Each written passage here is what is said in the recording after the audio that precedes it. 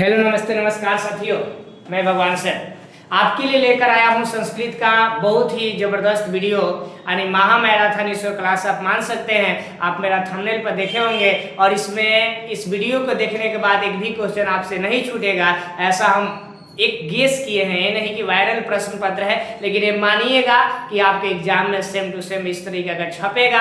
तो आप इस वीडियो के अंत तक बने रहिए और इसको अवश्य देखिए। हम आपको ऑब्जेक्टिव सब्जेक्टिव टोटल गेस कराने वाले हैं और सब क्वेश्चन एक एक बताएंगे। साथ में भी बताएंगे कि संस्कृत में आप कैसे, अगर कोई क्वेश्चन याद नहीं है तभी भी उसको आप कैसे लिख कर आएंगे।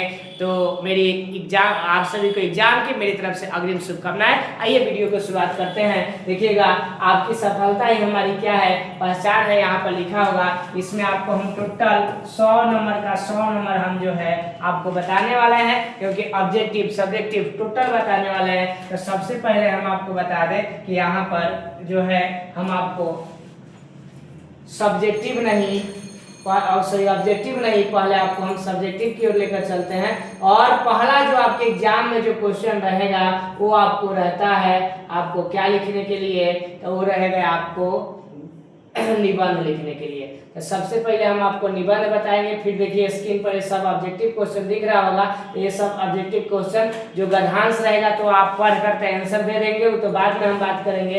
पहला जो है आपको हम बता रहे हैं जो इम्पोर्टेंट क्वेश्चन है यहाँ पर अनुच्छेद। क्या बता रहे हैं? अनुच्छेद। आप देखेंगे है ना, अनुच्छेद क्या है देखिएगा। जो यहाँ पर अनुच्छेद है उस अनुच्छेद को आप ध्यान से समझेंगे और इस चीज को आप जो है जबरदस्त तरीका से जो है पढ़ेंगे। ध्यान दीजिएगा, जो अनुच्छेद है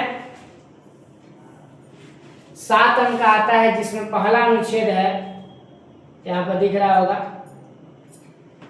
प्रिय कवि। जो प्रिय कवि बार बार आपके एग्जाम में आया है, देखिए तो इसको हम बता देते हैं कैसे याद करेंगे। मम प्रिय कवि कालिदास अस्ति। कालिदास के बारे में बच्चे ज्यादा मानते हैं कि वही मेरे प्रिय कवि है, तो मम प्रिय कवि कालिदास अस्ति। कालिदास भारत से श्रेष्ठ कवि अस्ति, यानी कालिदास जो है भारत के श्रेष्ठ कवि है। कालिदास प्राचीन कालीन राष्ट्र कवि अस्ति। कालिदास प्राचीन काल से राष्ट्र कवि है। स कवि कुल शिरोमणि आसीत अस्ति, वो कवियों में शिरोमणि माने जाते हैं। रघुवंशम मेघदूतम च अभिज्ञान शकुंतलम कालिदास प्रिय प्रसिद्ध रचना अस्ति। अभिज्ञान शकुंतलम है ना, मेघदूत, रघुवंश में सब कालिदास की क्या है, रचना है ना। तेसु द्वे महाकाव्य, जिसमें 2 महाकाव्य रघुवंशम कुमार संभवम चौथ अस्त वो भी है। कालिदास महाराज विक्रमादित्य से सभा कवि आसीत। कालिदास महाराज विक्रमादित्य के सभा कवि है। बस इतना सा आप इसको स्क्रीनशॉट मारेंगे और इसको जो है याद करेंगे, बहुत ही जबरदस्त है। नेक्स्ट आपको हम दूसरा गेस करा रहे हैं ममग्राम। आपका गांव पूछ सकता है तो मम ग्राम सस्य डैश नाम अस्ति, अपना जो भी नाम होगा लिख लीजिएगा। मम ग्राम स्वच्छ निर्मला चासित, मेरा गांव स्वच्छ और निर्मल है। ग्राम परित यानी दोनों तरफ कृषि का नाम क्षेत्राणी संति, गांव के दोनों ओर मतलब कृषि करने योग्य भूमि है। आश्विन ग्राम में अनेक जाति नाम बसंती, यानी गांव में हमारे गांव में अनेकों जाति के लोग रहते हैं। अत्र एक प्राथमिक विद्यालय अप्यासित, उसमें एक प्राथमिक विद्यालय भी है। ग्राम में एक विशाल जलाशय स्थित, गांव में एक विशाल जलाशय। मह्यम मम ग्राम अतीव रुचते, मेरा गांव जो है अति रुचता है, अति प्रिय लगता है। नेक्स्ट जो ये क्वेश्चन है ना हिमालय वाला ना, बता दे जो हिमालय वाला क्वेश्चन है मस्ट भी गई क्वेश्चन है और आपके एग्जाम में एकदम आता ही आता है, तो इसको आप अवश्य पढ़ के जाएंगे। गंगा हिमालय, देखिएगा हिमालय, हिमालय पर्वत श्रेष्ठ अस्ति, हिमालय पर्वतों में श्रेष्ठ है। अयम पर्वत राज्य उत्तर दिशायाम अस्ति, यह पर्वत राज्य है भारत से उत्तर दिशायाम अस्ति, यह भारत के उत्तर दिशा में। पर्वता नाम राजा हिमालय पर्वत आसीत, पर्वतों का राजा हिमालय है। हिमालयात अनेका नदा निसरती, हमें हिमालय से अनेकों नदियां निकलती है। तेसु गंगा, जिसमें गंगा अपि अस्ति, जिसमें गंगा भी है। अस्मातम बहवयोप उन्नत शिखर संति, इसमें बहुत और उन्नत शिखर पर भी है। अयम पर्वत अस्माकम रक्षक अपि अस्ति, यह पर्वतों में क्या है, हमारा जो है रक्षक भी है। बात समझ गए। चौथा गेस, अस्माकम या मम विद्यालय आपसे पूछेगा तो उसको आप लिख दीजिएगा कि अस्माकम मम विद्यालय से अपन विद्यालय का नाम लिख दीजिएगा। जैसे मान लो किसी का जो भी विद्यालय का नाम हो, गांधी स्कूल है ना, गांधी विद्यालय हो गया है ना, केन शर्मा हो गया है ना, जो भी मतलब स्कूल हो गया उसका नाम लिखिएगा। मम विद्यालय का आदर्श विद्यालय आश्रित मम विद्यालय 20 अध्यापक संति, मेरे विद्यालय में 20 अध्यापक है, जितना है उतना लिखिए। विद्यालय एकम पुस्तकालय अस्ति, विद्यालय में एक पुस्तकालय है। विद्यालय सर्वे अध्यापक छात्र च अनुशासित प्रिय संति, मतलब विद्यालय के सभी छात्र अनुशासन में रहते हैं, प्रिय है। विद्यालय से परित वृक्षानि संति, विद्यालय के दोनों वृक्ष है चारों ओर। मह्यम मम विद्यालय अतीव रोचते, मुझे अपना विद्यालय बहुत रोचता है। आगे वर्षा ऋतु देख लीजिएगा। वर्षा ऋतु ऋतुरानी कथ्यते, वर्षा ऋतु को ऋतुराज कहा जाता है, समझा ना, ये सब है। इसके बाद देखिए सरस्वती पूजा हाल फिलहाल में था तो हमने गेस किया था। अभी होलिका उत्सव आने वाला है और होलिका उत्सव आपके लिए इम्पोर्टेंट बनेगा। तो होलिका उत्सव सर्वजनानां प्रिय उत्सव आसीत्, होलिका जो है सभी जनों के लिए प्रिय है। का जी, होली में हम लोग गाना गाते हैं ना, तो वही आप एग्जाम देकर आइए और इसके बाद होली साथ में रहिएगा, समझ रहा ना। बहुत ही जबरदस्त होली का गाना आपको सुनाएंगे, है ना। होलिका उत्सव फाल्गुन मास से पूर्णिमा मानते, होलिका उत्सव जो है फाल्गुन महीना के पूर्णिमा को मनाया जाता है। होलिका उत्सव भारत से प्रसिद्ध उत्सव अस्ति, होलिका उत्सव भारत का सबसे क्या है, प्रसिद्ध उत्सव है। अस्मिन् दिने सर्वे जना प्रसन्ना भवन्ति, इस दिन सभी लोग प्रसन्न होते हैं। जन्म परस्परम वर्ण, है ना, प्रचयंती, लोग एक दूसरे पर रंग छेकते हैं। जना मिष्टान्नम वितरन्ति, लोग एक दूसरे पर मिठाई बांटते हैं। मह्यम होलिका उत्सव अति रोचते, मुझे होलिका उत्सव अति रोचता है। सरस्वती पूजा देख लेंगे। इसके बाद हम ये बता रहे इम्पोर्टेंट संस्कृत भाषा महत्व, यानी संस्कृत भाषा का महत्व देखेंगे। ये जो क्वेश्चन जो है 2019 तक आपके एग्जाम में पूछा गया है, 2019 तक के क्वेश्चन पूछा गया है संस्कृत भाषा का महत्व। तो संस्कृत भाषा का आप महत्व देखेंगे, यहाँ पर एक क्या है, देखिए यहाँ से संस्कृत भाषायां विश्वस्य सर्वेषु भाषासु प्रियतमा भाषा आसीत्, संस्कृत भाषा विश्व के सभी भाषाओं में सबसे क्या है, प्राचीनतमा, सॉरी मतलब पुराना भाषा है। चत्वारो वेदा आस्याम भाषा रचति, चत्वार वेदा मतलब चारों वेद, पोस्ट में लिख सकते हैं ऋग वेद, यजुर्वेद, अथर्ववेद, सामवेद, ऋग वेद, यजुर्वेद, अथर्ववेद, सामवेद, चारों वेद इसमें है। संस्कृत भाषायां जीवनस्य सर्वे संस्कारेषु संस्कृतस्य प्रगो भवन्ति, यानी संस्कृत भाषा जीवन का सबसे मतलब महत्वपूर्ण भाषा। संस्कृत भाषायां सर्वेषां जनानां आयाम सुलभा शुभनां गरिमा च अस्ति, एतेयम् उच्यते संस्कृत्यासां संगणक कृते संस्कृत भाषायां अति उपयुक्ता सन्ति, संगणक यानी कंप्यूटर में भी ये भाषा भारतीय गौरव क्षण सर्वथा, यह भाषा सर्वदा स्मरणीय है। भारतीय का गौरव है कि ये भाषा को सदा स्मरणीय रखना चाहिए। अब आइए, अब आपको हम जो बताने जा रहे हैं वो आपको हम बता रहे हैं 8 नंबर का 4 गुना 2 मतलब पत्र लिखने के लिए आएगा। एगो पत्र होता है, आवेदन पत्र होता है, और इसके बाद एगो आपको पत्र होता है लिखने के लिए। तो 4 नंबर का आइए। अपने मित्र के विवाह में शामिल होने के लिए 2 दिन के अवकाश के लिए प्रधानाध्यापक एक पत्र लेके, देखो बाबू जो पत्र है ना वो हम इस तरीके का पढ़ा रहे हैं, एग्जाम में कुछ और पूछता है, लेकिन इसी से संबंधित आप लिख करके आइएगा, इसी से संबंधित पूछता है। जैसे आपको हम ये बता दें, लिखा है कि सेवायाम, जगह लिखा है ना उसी तरह लिखेंगे। देखिए सेवायाम म के बाद में कॉमा दिया है वो होगा श्रीमंत प्रधानाध्यापक महोदय डैश डैश उच्च विद्यालय कटिहार। यहाँ पर अपना लिखिएगा स्कूल का नाम, उच्च विद्यालय जहाँ कटिहार लिखा है वहाँ पर क्या करेंगे, अपना स्कूल का नाम लिख लेते, ठीक है, जो जहाँ आपका स्कूल है वो लिख लेंगे। विषय 2 दिवस से अवकाश है, तो 2 दिन के छुट्टी के लिए यहाँ फुल स्टॉप डाल देंगे। द्वारा वर्ष शिक्षक महाशय मतलब महाशय, देखो कितना आसान है, हिंदी जैसा तो है, संस्कृत से आप लोग डरते हैं, डरना नहीं है। संस्कृत मतलब हिंदी लिख के कलम का स्याही छिड़किए संस्कृत बन गया है ना, हमारे गुरुदेव कहा करते थे। महाशय सविनय निवेदन अस्ति, सविनय निवेदन है कि मम मित्र से विवाह स्व भविष्यति, मेरे मित्र का विवाह होने वाला है। मह्यम विद्यालय से आगंतुम असमर्थ अस्ति, मैं विद्यालय आने में असमर्थ हूँ। अहम 15/2/2023 सत्र 1-23 पहले का लिखा गया, अभी 26 लिखेंगे, है ना। जो भी है आप अपना एग्जाम का डेट जो है बढ़ा कर डालेंगे, ठीक है, वहां से वहां तक डेट लिखिए। अधम पर्याप्तम विद्यालय गंतुम असमर्थ, मतलब इतना दिन तक विद्यालय नहीं आ सकेंगे भविष्य में। अतः कृपया दिवसस्य अवकाशम दत्तु, इसलिए मुझे दिवस का दो दिवसस्य यहाँ लिखाएगा, 2 दिवसस्य अवकाश दत्तु, यानी 2 दिन का छुट्टी दीजिए, है ना। तस्य कृते अहम भवतम कृते सदा कृत्य भविष्यति, इसके लिए मैं आपका सदा आभारी रहूंगा। जो भी है भवत शिष्य, अपना नाम लिखिएगा, कक्षा 10वीं क्रमांक जो होगा वो लिख लीजिएगा, इस तरीका का बनता है। दूसरा हमने गेस किया है कि बड़े भाई की शादी में भाग लेने हैं तो इसी तरीके का सेम लिखाएगा, देखना ना स्क्रीन पर होगा तो आप स्क्रीनशॉट मार के एक बार पढ़ लेंगे, आपका टाइम हम किल नहीं करेंगे, क्योंकि आज का समय आपके लिए बहुत ही मतलब जबरदस्त टाइम है। 5 दिनों का अवकाश प्रदान करने के लिए प्रधानाध्यापक को एक संस्कृत में पत्र लिखना है। देखिए एक पत्र है, सेवाराम श्रीमान प्रधानाध्यापक महोदय, इसका स्कूल का नाम सब चीज वही होगा जिस तरीके का यहाँ है। 5 दिन के छुट्टी के लिए वही देख लीजिएगा, 5 दिन की यहाँ पर लिखा है ना, मम समयकम चिकित्सा प्रांत 5 दिवस अवकाशम आवश्यकता होती, मतलब मुझे 5 दिन की छुट्टी चाहिए क्योंकि हमको जाना है क्या करने के लिए, तो हमको जो है जाना है, आपको जो यहाँ पर लिखा हुआ है एक जांच कराने के लिए, इसके लिए छुट्टी चाहिए। तो इस तरीका का होता है। देखिएगा नेक्स्ट जो है 8 नंबर क्वेश्चन यहाँ पर स्क्रीन पर आपको दिख रहा होगा, विद्यालय में खेल प्रतियोगिता आयोजन करने हेतु प्रधानाध्यापक को संस्कृत में पत्र लिखना है। इस टाइप का क्वेश्चन आजकल ज्यादा रह रहा है। श्रीमान प्रधानाध्यापक महोदय, उसी तरीके का सब फॉर्मेट वही होगा, है ना, जैसे जैसे हम फॉर्मेट दिया है, जहाँ महाशय लिखा हुआ है, कॉमा दिया होगा, उसके नीचे से आइएगा। सविनी निवेदन अस्ति यथा अस्माकं विद्यालय एक प्रसिद्ध विद्यालय अस्ति, अत्र एक विशाल क्रीडा क्षेत्र भवति, यहाँ पर एक विशाल क्रीडा क्षेत्र है। विद्यालय कदापि क्रीडा प्रतियोगिता न भवति, विद्यालय में कभी मतलब क्रीडा प्रतियोगिता न हुआ, इसलिए क्रिकेट क्रीडा प्रतियोगिता आयोजन करेंगे हमें, इसीलिए क्रिकेट प्रतियोगिता का आयोजन कीजिए। अतः भवता कृते विनयशील, इसके लिए विनयशील अनुरोध अस्ति, यानी अनुरोध है, एतम आवेदन पत्र स्वीकृत, मतलब आवेदन पत्र को क्या किया जाए, स्वीकार किया जाए। जो भी है इस तरीके का लिख करके भवता शिष्य, आपका शिष्य संजय कुमार, जो भी यहाँ पर अपना नाम लिखेंगे, क्रमांक जितना होगा वो डालेंगे, ठीक है।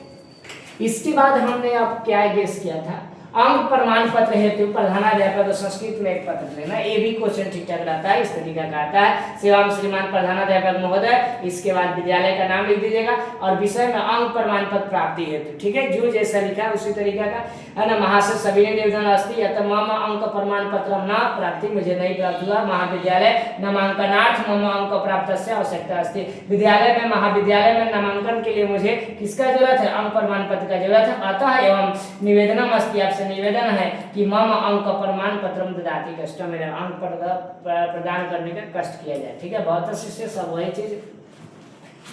एक ये वाला क्वेश्चन भी देखिएगा, वृक्षारोपण वाला कार्यक्रम हेतु प्रधानाध्यापक का आवेदन पत्र लिखना, सेम वही होगा, विषय वृक्षारोपण कार्यक्रम आयोजन, जो या विषय लिख दीजिएगा, बाकी सब जोड़ जाड़ के उसी तरीके का लिख दीजिएगा। संस्कृत में नंबर बाबू आ जाता है ना। आगे हम आपको बढ़ेंगे और इसके बाद हम बात करेंगे पत्र का, कैसी का, पत्र का।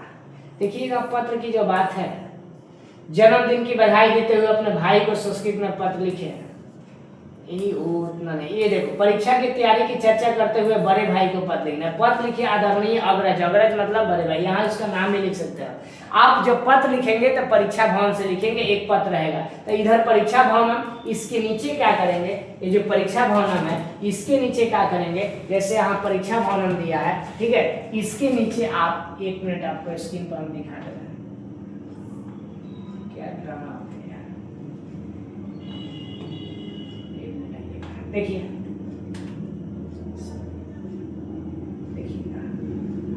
दिख रहा है, देखिए परीक्षा भवन दिनांक आपका एग्जाम मान लीजिए 19 तारीख को है, तो 19 फरवरी 2024, ठीक है।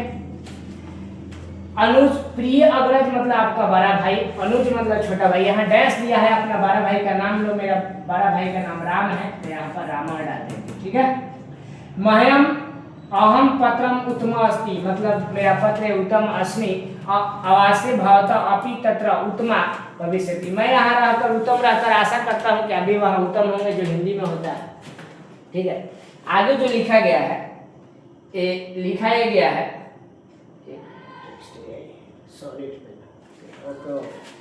देखिए, कर जीवनम दूरम गच्छन्तु, परिश्रमेण जीवनम बहु प्रगति करोति, मात्रम मम अभिवादनम कनिष्ठाय च मम आशीर्वादे वस्तु, यानी जीवन दूर गमिष्यति, जीवन बहुत दूर जा रहा है ना, और परिश्रम के बिना कुछ नहीं मिल सकता, इसीलिए अभिवादन है कि आप जो है मुझे आशीर्वाद प्रदान करें।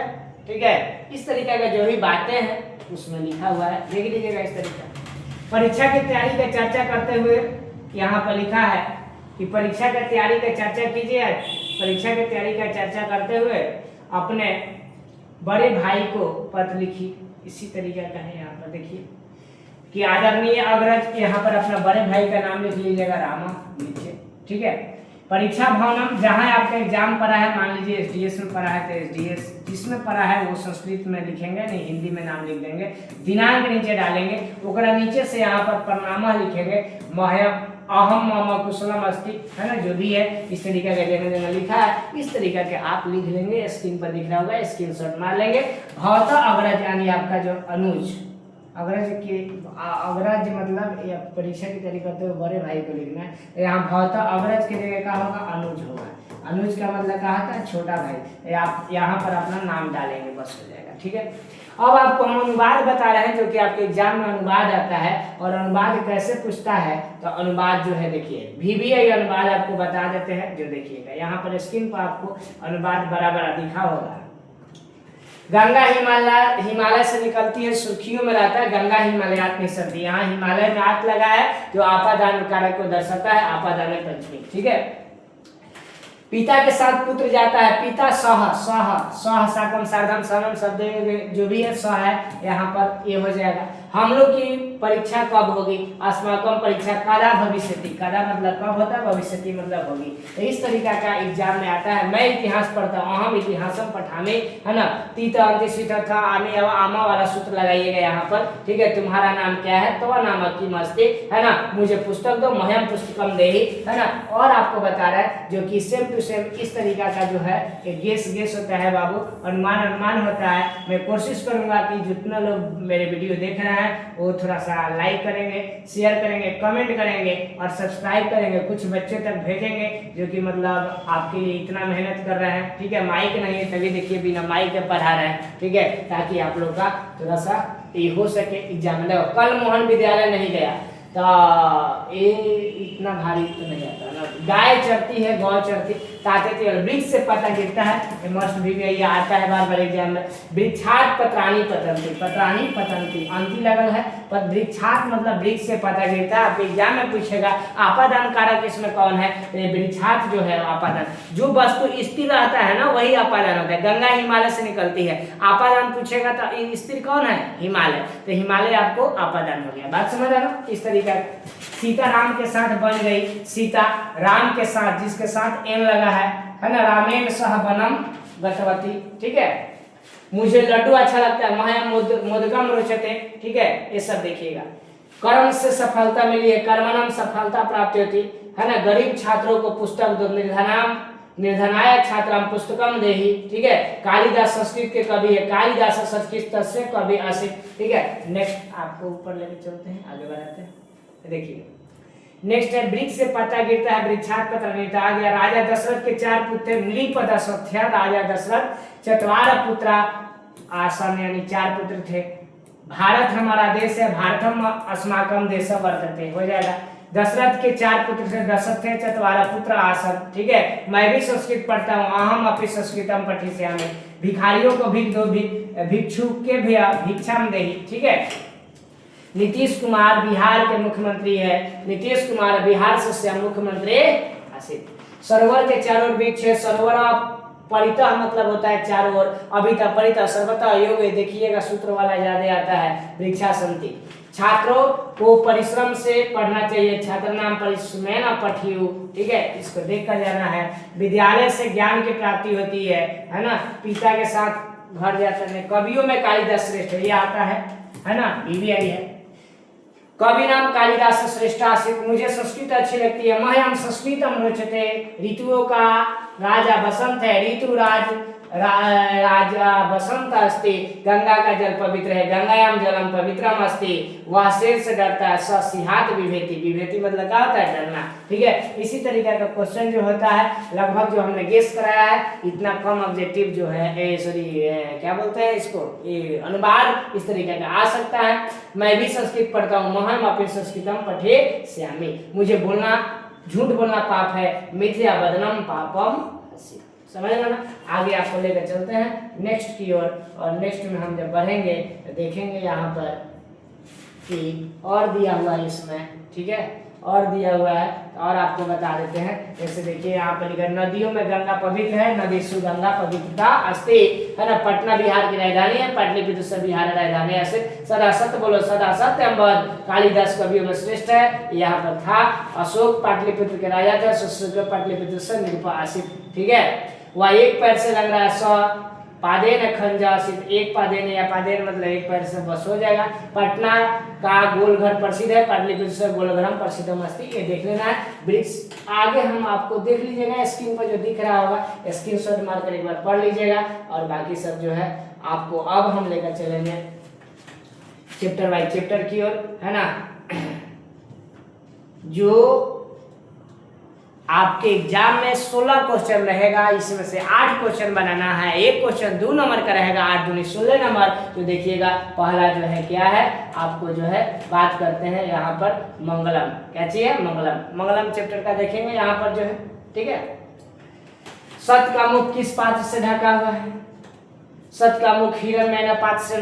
नदियों क्या छोड़कर समुद्र में मिल जाती है, नदियां नाम रूप को छोड़कर समुद्र में मिल जाती है, ठीक है। विद्वान पुरुष ब्रह्म को किस प्रकार प्राप्त करते हैं, तो मुंडक उपनिषद से दिया गया है, जिसमें बताया गया है जिस प्रकार नदियां बहते हुए जाती है नाम रूप को छोड़ करके, और अर्थात व्यक्तित्व को त्याग कर समुद्र में मिल जाती है, उसी प्रकार महान पुरुष अपने नाम और रूप को अर्थात अपने व्यक्तित्व को त्याग करके ब्रह्म में ईश्वर में क्या होते हैं, मिल जाते हैं, ठीक है। नेक्स्ट, नदी और विद्वान में क्या समानता है, देखिएगा। जिस प्रकार बहती हुई नदियां जाती है नाम रूप को त्याग कर समुद्र में मिल जाती है, उसी प्रकार विद्वान और नाम और रूप को प्रवाह किए ईश्वर से क्या होते हैं, मिल जाते हैं। इसको देखना है। कौन से विदेशी यात्री पटना आए थे, मेगास्नेक, फयान, वेल संगीत संग, ये सब पटना आया था, है ना। और एक दो क्वेश्चन इसमें बच गया था भाई, बता देते हैं, है ना। एक क्वेश्चन है मंगलम पाठ के आधार पर आत्मा की विशेषता बतलाना है कि आत्मा क्या है।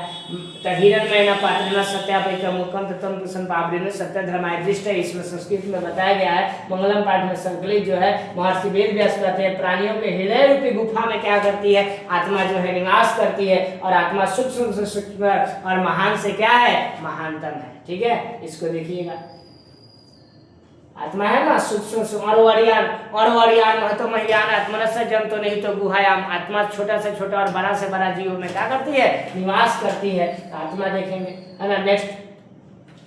नेक्स्ट सत्य का मुख किससे ढका हुआ है, क्वेश्चन है मंगलम, तो ये तो बता ही दिया है। नेक्स्ट कालिदास वाला हो गया। नेक्स्ट आपको दूसरा चैप्टर के चलते पटना के मुख्य दर्शनीय स्थल का नाम लिख दीजिएगा। पटना तो बहुत बच्चे गए हैं, जो अगल बगल में सारा महावीर मंदिर लिखिएगा, मेरे महावीर मंदिर है, मौर्यकालीन अवशेष है, सचिवालय है, गोलघर है, तारामंडल है, जैविक उद्यान है, उच्चतम न्यायालय, उच्च न्यायालय है, जो भी है यहाँ पर लिख दीजिएगा। पाटलिपुत्र शब्द कैसे बना, पाटलिपुत्र शब्द पटल पुष्पों के नाम पर बना, जो संस्कृत में आपको पढ़ाया गया है। पाटल पुष्प मतलब अड़हुल का फूल होता है, उसी से बना था, ठीक है ना। यानी पाटिल ग्राम को आगे चल करके पाटलिपुत्र नाम से प्रसिद्ध हुआ। कुछ ये जो भी दिया हुआ है। सिख संप्रदाय लोगों के लिए पटना जो है नगर क्यों प्रसिद्ध है, क्वेश्चन आता है। सिख संप्रदाय के 10वें गुरु गोविंद सिंह का यहाँ पर जन्म स्थान है, इसलिए सिख संप्रदाय के लिए क्या है, प्रसिद्ध है। ज्यादा नहीं, 4 से 5 लाइन 3 लाइन लिखिएगा, संस्कृत में इसका आंसर काफी होता है 2 नंबर के लिए। ये नहीं कि बहुत लंबा चौड़ा लिख दिए, और लंबा चौड़ा लिखने के बाद क्या होगा कि हम जो है पूरा उसमें हम क्या लिए, महारत हासिल करेंगे, नहीं।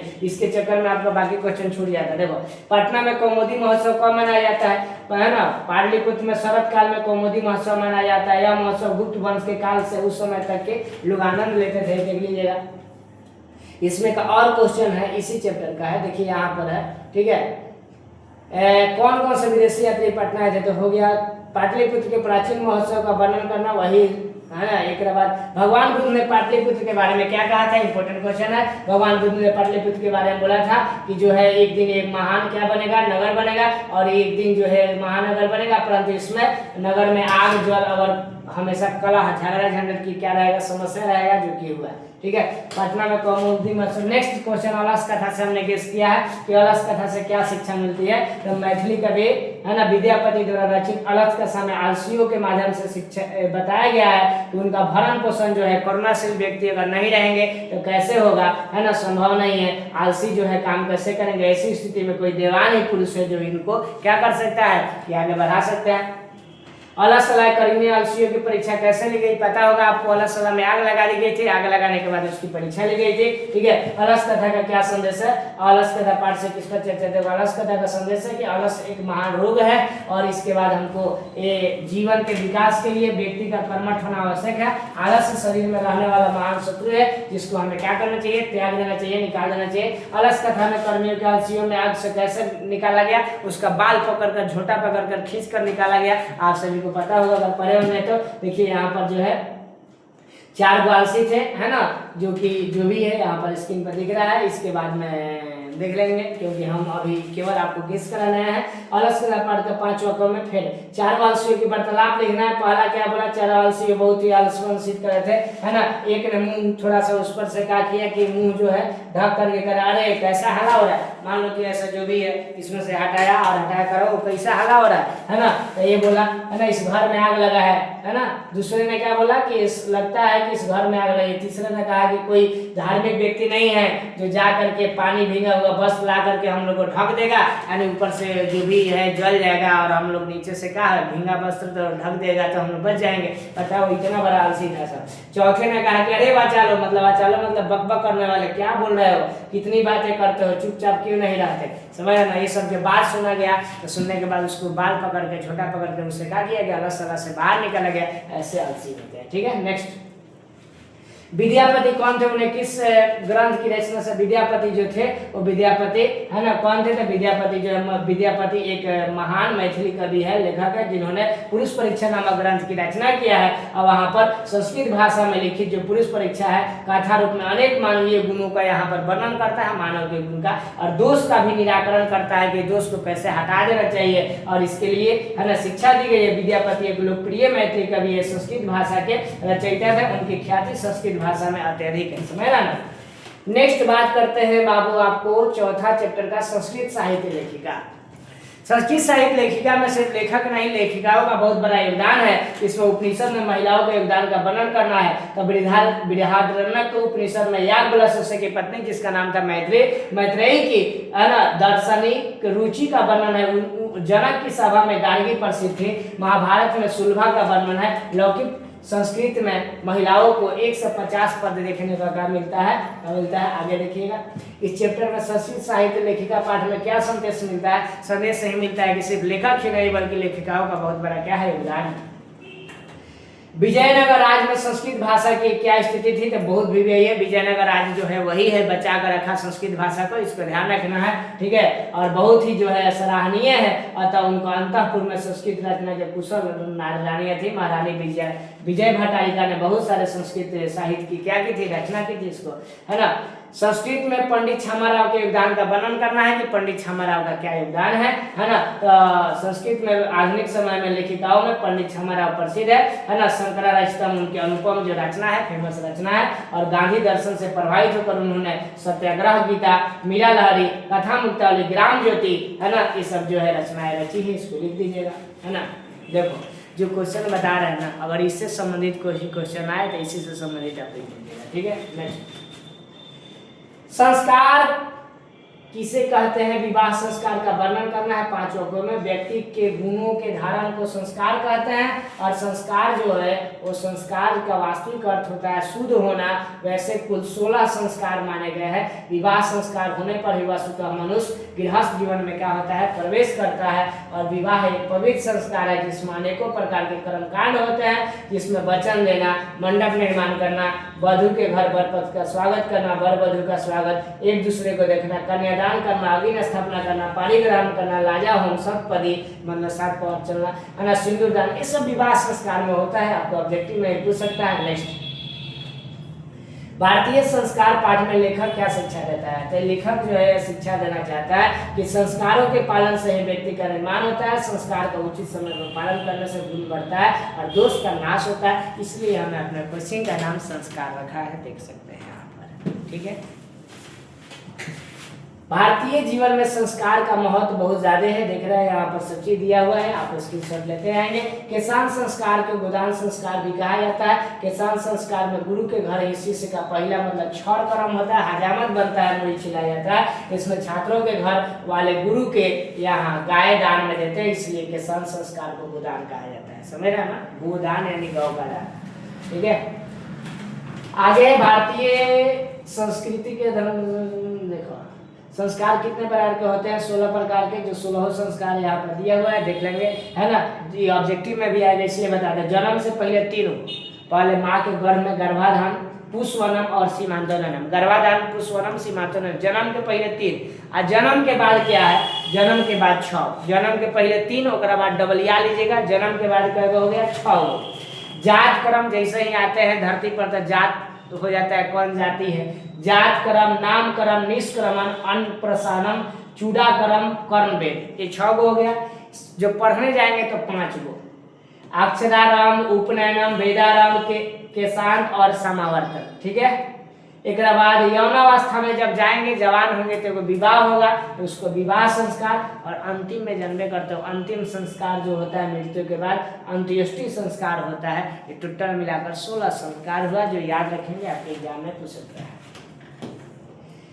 भारतीय संस्कार में लेखक का विचार वगैरह देख लीजिएगा। नेक्स्ट है नीति श्लोक। नीति श्लोक, अपनी प्रगति चाहने वाले को क्या करना चाहिए? अपनी प्रगति, निंद्रा, तंद्रा, भय, क्रोध, आलस, इस सबको त्याग देना चाहिए, है ना, इसको ध्यान रखना है। और नेक्स्ट चैप्टर जो है आपको बात करते हैं नीति श्लोक पाठ के आधार पर, है ना, बताना है मूर्ख का लक्षण क्या है।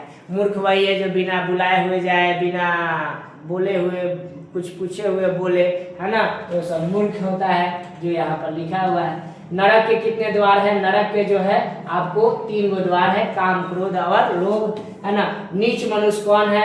इसके आधार पर बताना है। तो जो बिन बुलाए हुए प्रवेश करता है, बिन पूछे हुए बोलता है, वही सब क्या है? नीच मनुष्य होता है। इसको ध्यान दीजिएगा। आगे हम बात करते हैं, इसमें और है ना, और ऊपर है नीति श्लोक से क्या शिक्षा मिलती है, तो बना लेंगे। नेक्स्ट चैप्टर की ओर चलते हैं। करमवीर का था राम प्रवेश, राम का जो है इंपॉर्टेंट है। करमवीर में राम प्रवेश, राम करमवीर कथा का प्रमुख पात्र है। इनका जन्म बिहार के भिखन टोला के दलित परिवार में हुआ था। कभी जो है खेल के पीछे मग्न रहने वाला बच्चा अध्यापक के संपर्क में आकर इतना मेहनत से पढ़ता है कि अपने जीवन में सफलता उसको मिलती है। राम प्रवेश राम प्राथमिक विद्यालय से लेकर के लोक सेवा परीक्षा तक पहला स्थान प्राप्त करता है। समझ सकते हैं ना। इसका जन्म कहाँ हुआ था, देख सकते हैं यहाँ पर। सर करमवीर कथा से क्या शिक्षा मिलती है, ये इम्पोर्टेंट है। नेक्स्ट बात करेंगे 9वां चैप्टर स्वामी दयानंद का।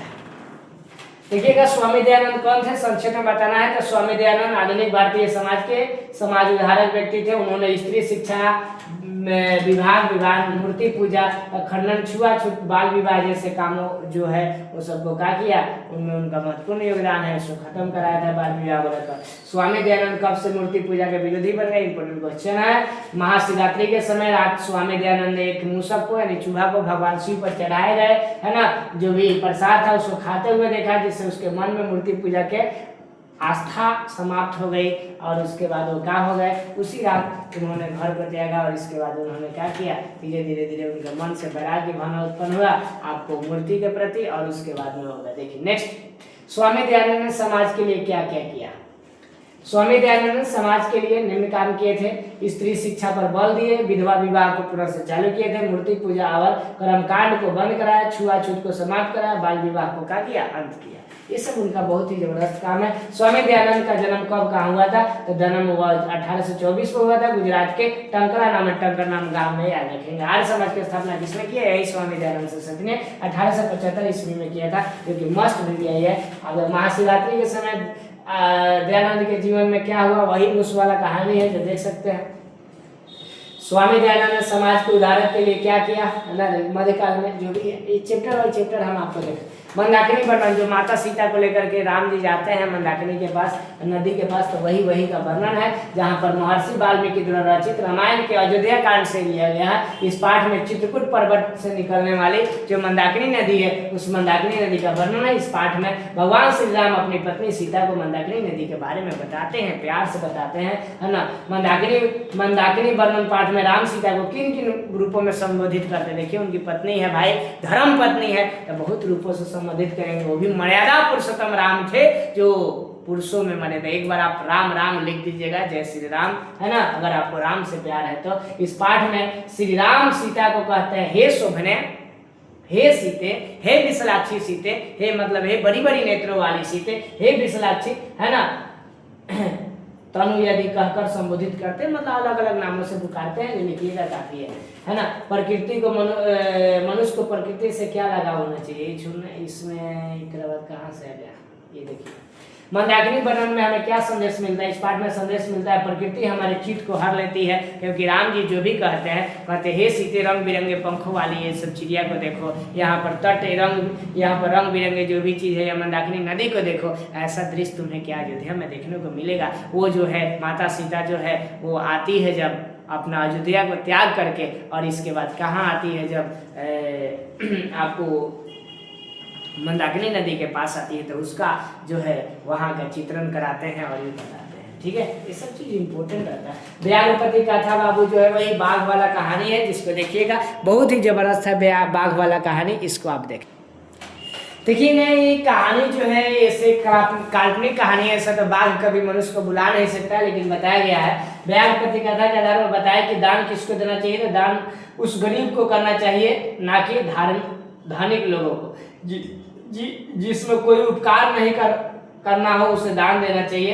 ठीक है, स्थान समय और उपयुक्त कल व्यक्ति को ध्यान में रख करके दान दें। सोने के कंगन देखकर पथिक ने क्या सोचा कि वो सोने का कंगन मिलेगा तो हम माले माल हो जाएंगे। ठीक है, ऐसा मौका भाग से ही लोगों को मिलता है, सब सोचा और उसी के चक्कर में जान गंवा दिया। ठीक है, व्याघ्रपति कथा से क्या संदेश मिलता है, तो ये व्याघ्रपति कथा से संदेश मिलता है कि इस कथा के द्वारा नारायण पंडित यह शिक्षा देते हैं कि दुष्टों की बातों पर लोभ में आकर विश्वास करना जो है नहीं चाहिए। अगर आप विश्वास करते हैं तो आप जो है वो वही सब होंगे जो कि इसके साथ हुआ, यानी सोच समझ कर ही काम करना चाहिए। एक नारायण पंडित द्वारा रचित व्याघ्रपति कथा पाठ का मूल उद्देश्य क्या है, मूल उद्देश्य यही है कि हमें हिंसक जंतुओं पर विश्वास नहीं करनी चाहिए, है ना, दुष्टों की बात नहीं माननी चाहिए।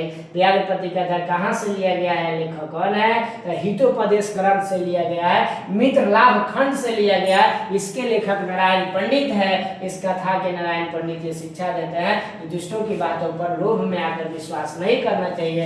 एक और क्वेश्चन है, धन और दान दवा किसे देना चाहिए, स्क्रीन पर देख रहा होगा। नेक्स्ट हम आपको चलेंगे इससे जबरदस्त चैप्टर की लेकर कर्णस्य दानवीरता, वही कर्ण जो कि दानवीर के नाम से जाना था, उसके बारे में, है ना। कर्णस्य दानवीरता में कर्ण कवच कुंडल की विशेषता क्या थे, उसकी कवच कुंडल की विशेषता थी कि जब तक उसके पास कवच कुंडल रहेगा कोई उसको मार नहीं सकता है। ठीक है, दानवीर कर्ण चरित्र का वर्णन करना है। कर्ण का चरित्र आप जानते ही होंगे, महाभारत में साहसी था, दानशील था, वह सत्यवादी था, मित्र पर उसको विश्वास था, दुर्योधन द्वारा किए गए उपकार को वो कभी नहीं भूल सका, उसका कवच कुंडल अभेद था, कोई भी भेद नहीं सकता था, फिर भी इंद्र को वो दान स्वरूप दे देता है। उसको पता रहता है कि इंद्र जो हमसे आया है मांगने के लिए, तभी भी दे देता है। सोचो कि उसके चरित्र कितना। कर्ण कौन था, उसका जीवन से क्या, कर्ण जो है कुंती पुत्र, सूर्य पुत्र, कुंती पुत्र माना जाता है। महाभारत के युद्ध में उसने कौरवों के पक्ष से लड़ाई किया था। इस पाठ से हमें संदेश मिलता है कि दान ही मनुष्य का सर्वश्रेष्ठ क्या है, गुण है, क्योंकि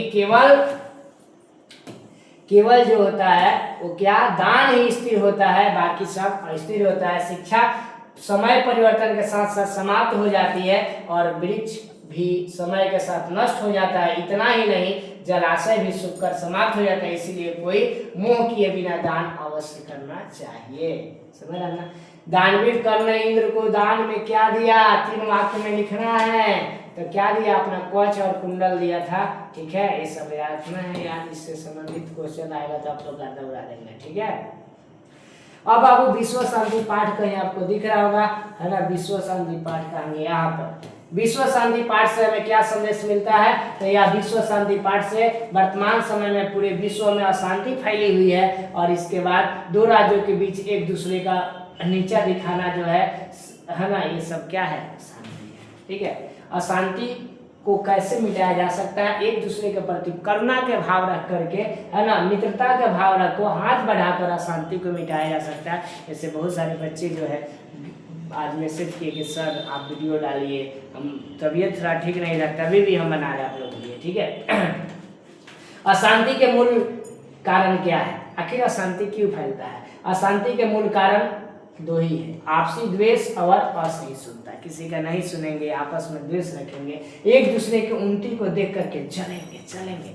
लोग जानते हो आज अपने दुख से जितना दुखी नहीं है, दूसरे के सुख से लोग दुखी है, जिसमें द्वेष और असहिष्णुता का जन्म होता है, जिसके कारण पूरे संसार में अशांति का हुई है, फैली हुई है। विश्व में शांति कैसे स्थापित हो सकता है? विश्व में शांति का आधार एकमात्र परोपकार है, परोपकार की भावना है, उसी से विश्व में आप शांति को क्या कर सकते हैं, आप रख सकते हैं टाइम। ठीक है, इसके बाद नेक्स्ट जो है इसमें ये बता देते हैं, है ना, आपको कि शास्त्र हमें किस चीज का बोध कराती है। शास्त्रकार 14 चैप्टर, शास्त्र हमें कर्तव्य और कर्मठ का बोध करता है। तो कर्तव्य और अकर्तव्य, कर्तव्य कैसे करना चाहिए इसका बोध कराती है। वेदांग कितने होते हैं? वेदांग 6 होते हैं। देखिए वेद 4 को पूछेगा, वेदांग क्या होता है, 6 बार बार क्वेश्चन आता है।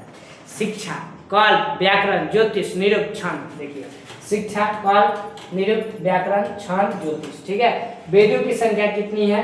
वेदों की जो संख्या है वो वेदों की संख्या 4 है, ऋग्वेद, यजुर्वेद, अथर्ववेद और क्या है, सामवेद। ठीक है, भारतीय दर्शन शास्त्र और उसके प्रवर्तक की चर्चा करना है। भारतीय दर्शन शास्त्र 6 है, संख्या दर्शन के प्रवर्तक कपिल है, योग दर्शन के प्रवर्तक पतंजलि है, और न्याय दर्शन के प्रवर्तक गौतम है, वैशेषिक दर्शन के प्रवर्तक कनाद है, मीमांसा दर्शन के प्रवर्तक जो है जैमिनी है, और वेदांत दर्शन के प्रवर्तक वरदायन है। ये सब आपके एग्जाम में भी ये सब पूछ सकता है, और ये पूछता है। शास्त्रकार पाठ में किस विषय पर चर्चा की गई है? तो शास्त्रकार पाठ में हमें शास्त्रों के माध्यम से सद्गुण को ग्रहण करने की प्रेरणा दी गई है कि सद्गुण ग्रहण कीजिए, अच्छा गुण ग्रहण कीजिए, इससे हमें अच्छे संस्कार और यश प्राप्त करने की शिक्षा क्या होती है, मिलती है। शास्त्रकार पाठ के आधार पर संस्कृत की विशेषता बताना है, तो ये संस्कृत की विशेषता है बहुत ही मतलब जबरदस्त। देखिए शास्त्रकार पाठ के अनुसार भारतीय ज्ञान विज्ञान संस्कृत शास्त्रों में वर्णित है, और संस्कृत भाषा से ही वेद, वेदांग, उपनिषद, दर्शन शास्त्र इत्यादि रचित है। इस